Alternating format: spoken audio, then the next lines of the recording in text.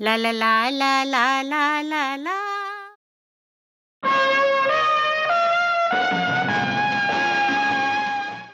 Flashback Friday के इस episode में आइए सुनते हैं गिरिजा दत्त वाजपेयी की लिखी हुई एक कहानी।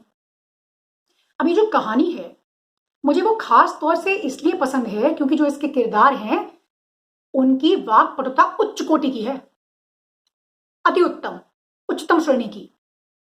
और अगर आप गौर करेंगे तो दरअसल वाक्पटुता अपने आप में एक कला है। और ये जो कहानी है ना, इसके किरदार वाक्पटुता के जरिए ही एक दूसरे से ना जाने क्या क्या चीजें कबूल करवा लेते हैं, जो कि साधारण आदमी साधारण बातें कर कर शायद ही कबूल करवा पाए। तो नितिन सुखीजा की जुबानी आओ सुनो कहानी पंडित और पंडितानी। आज हम आपको गिरिजा दत्त वाजपेयी की एक बहुत पुरानी और बहुत ही मजेदार कहानी सुनाने जा रहे हैं। तो आओ सुनो कहानी पंडित और पंडितानी। पंडित जी की अवस्था करीब करीब 45 वर्ष की है और उनकी पत्नी की 20 वर्ष की। पंडित जी अंग्रेजी और संस्कृत दोनों में विद्वान हैं और कई पुस्तकें लिख चुके हैं। सप्ताह में 2-1 दिन उन्होंने समाचार पत्र और मासिक पुस्तकों के लिए लेख लिखने के लिए नियत कर लिए हैं। विशेषकर इन्हीं दिनों में, अर्थात जब वे कुछ लिखते होते हैं, तब उनकी युवा पत्नी उनको बातचीत में लगाना चाहती है। पंडितवानी स्वरूपवती है और कुछ पढ़ी लिखी, उम्र में बहुत कम है ही। इन सब कारणों से वाद विवाद में पंडित जी उनसे हार मानना ही अक्सर उचित समझते हैं। एक दिन का हाल सुनिए। कमरे में एक कोने में जहां मेज कुर्सी लगी हुई थी, पंडित जी बैठे हुए एक विश्वविख्यात कवि के कविता चातुर्य पर कुछ लिख रहे थे। थोड़ी दूर पर पंडितानी भी बैठी हुई थी, एक समाचार पत्र पढ़ रही थी। कुछ देर सन्नाटे के बाद पंडितानी अपने पति का ध्यान अपनी ओर खींचने के लिए जरा खांसी। पंडित जी ने इसकी कुछ परवाह न की और अपने काम में लगे रहे। सुना सुना। पंडित जी ने पहले सुना को तो टाल दिया, परंतु बहरे तो थे नहीं। दूसरे पर उन्हें बोलना ही पड़ा। हाँ, आज्ञा। क्या कुछ बड़े जरूरी काम में हो? नहीं नहीं, कुछ नहीं, करते हुए पंडित जी ने कहा, हमको केवल 50 पन्ने का एक लेख लिखकर आज ही रात को भेजना है, लेकिन हम ये कुछ बहुत नहीं मानते, नहीं समझते। कहो, तुम्हें क्या कहना है?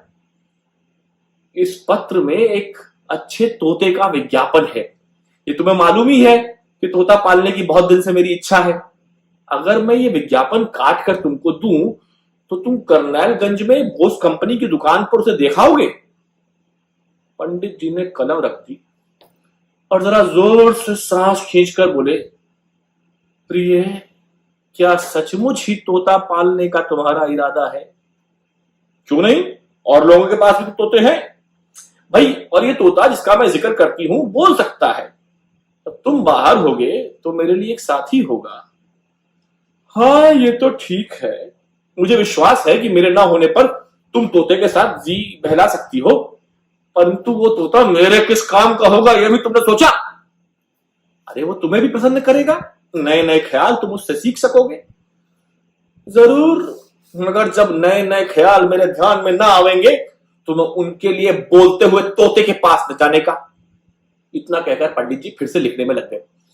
भौं चढ़ाकर उन्होंने अपने ध्यान को कालिदास की ओर खींचने की कोशिश की।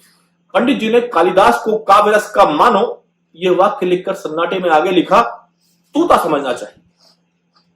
ध्यान तो प्रिया के तोते की ओर था। इस कारण पंडित जी सोता को तोता लिख गए। दोबारा पढ़ने पर ही गलती मालूम हुई, तब उन्होंने झुंझलाकर उसे काट दिया और पत्नी से आप बोले, जब मैं काम में हुआ करूं तो तुम कृपा करके मुझसे बोला मत करो, तुमने मेरे विचारों का प्रवाह बंद कर दिया है। पंडितानी बोली, हाँ, हम तुमसे कुछ भी बोली और तुम्हारे विचारों का प्रवाह बंद हुआ, मगर वो प्रवाह ही कैसा जिसे तोता बंद कर दे। मैं तो उसे टपकना भी नहीं कहने की, मगर मैं अब तुमसे कभी ना बोलूंगी। अपनी शेष जिंदगी चुपचाप रहकर काटूंगी। अगर तुम ब्याह के समय मुझसे कह देते कि मैं तुमको केवल देख सकूंगी मगर तुमसे बोल ना सकूंगी, तो मुझको ये मालूम रहता कि किस बात की तुमसे आशा रख सकती हूं और किसकी नहीं। ओह, मैं मानो किसी काठ के पुतले को ब्याही गई। ये सुनकर पंडित जी मुस्कुराए और बोले, ये जवाब तो कुछ बुरा नहीं, इसमें तो तुमने क्या खूब कविता छाटी। यदि तुम इतने चिड़चिड़े ना होते ना तो मैं तुम्हें ऐसी ही बातें सुनाया करती, उन्हें तुम अपने लेखों में शामिल कर लिया करते और वे तुम्हारे लेखों की शोभा बढ़ाती। परंतु मुझे तो घंटों चुपचाप बैठे रहना पड़ता है ना, जैसे मैं किसी काल कोठरी की कैदी हूं जिसे अपनी परछाई से ही बातचीत करना मना हो। प्राणाधिके, मैं तुम्हें बोलने से केवल उस समय रोकता हूं जब मैं किसी काम में लगा होता हूं। भला तुम ही सोचो कि काम और बातचीत दोनों साथ में कैसे हो सकते हैं। वाह, मैं तो उस समय भी काम कर सकती हूं जब घर भर बातचीत करते हो, 20 आदमी बोलते हो। देखो ना, मेरे साथ की 7-8 सहेलियां बातचीत करती जाती थी जब मैंने तुम्हारे लिए वो मखमली जूती तैयार की। तुम ही कहो कैसी अच्छी है। पंडित हंसकर बोले, अब हम तुम्हारे ऐसे बुद्धिमान कहां, इसीलिए तो मैं तोता पालना चाहती हूं। जब तुम मुझसे ना बोल सको और मुझसे भी चुपचाप बैठे ना रह जाए तो मैं तोते से बोल सकूं और तोता मुझसे बोल सके, और मुझे यह शंका ना होने लगे कि मैं गूंगी या बहरी हुई जाती हूं, जैसा कि अब कभी कभी होता है। मैं कह देता, पंडित जी ने कुछ क्रोधित होकर कहा, कि मैं अब कदापि और कोई जीव इस घर में ना लाने दूंगा। तुम्हारे पास एक कुत्ता है, एक बिल्ली है, रंगीन मछलियां हैं और कितने ही लाल हैं। इतने जानवर किसी स्त्री के लिए जो नूह की नौका में ना पली हो बस है। पंडितानी ने बड़े मधुर स्वर में कहा, देखो इस मामले में तुम बाइबल को ना घसीटो। पंडित जी ने अपने लेख को निराशा की निगाह से देखा और पंडितानी की ओर प्यार से देखकर बोले, प्रिय तनिक तो बुद्धि से काम लो, ये कमबख्त तोता तुम्हारे सर में कैसे घुसा। मेरे घर में भी एक तोता था, फिर जब मैं ऐसे घर से आई जहां सदा तोता रहा तो बिना उसके मुझसे कैसे रहा जाए। अरे भाई, जिसका ब्याह हो गया उसके लिए तोता अच्छा साथी नहीं है। क्यों, मेरे बापू तो तोते को खूब प्यार करते थे। अरे तुम्हारे बापू को शाम को अखबारों के लिए लेख ना लिखने पड़ते होंगे।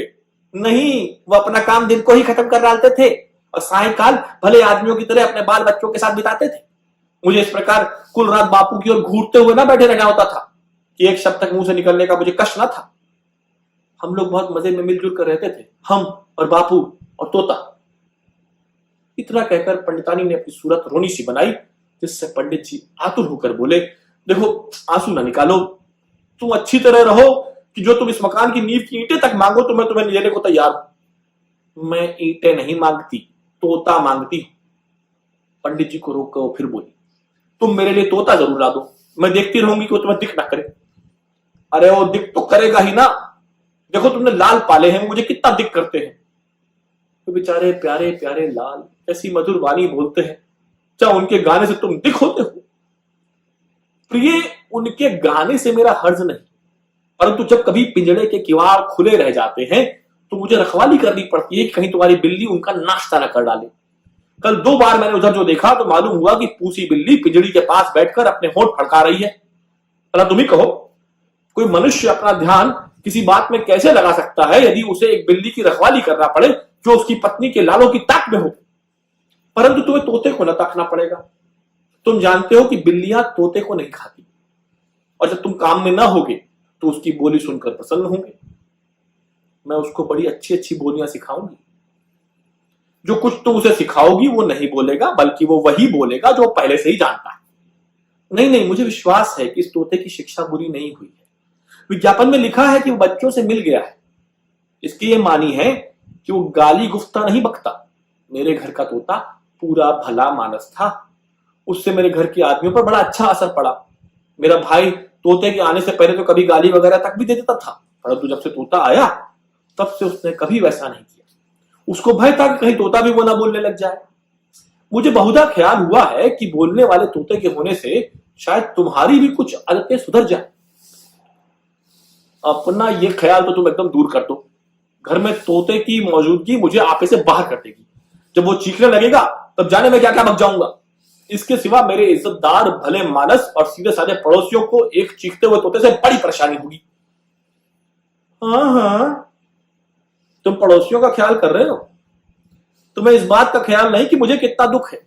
तुम्हारा सब ध्यान गैरों की तरफ है।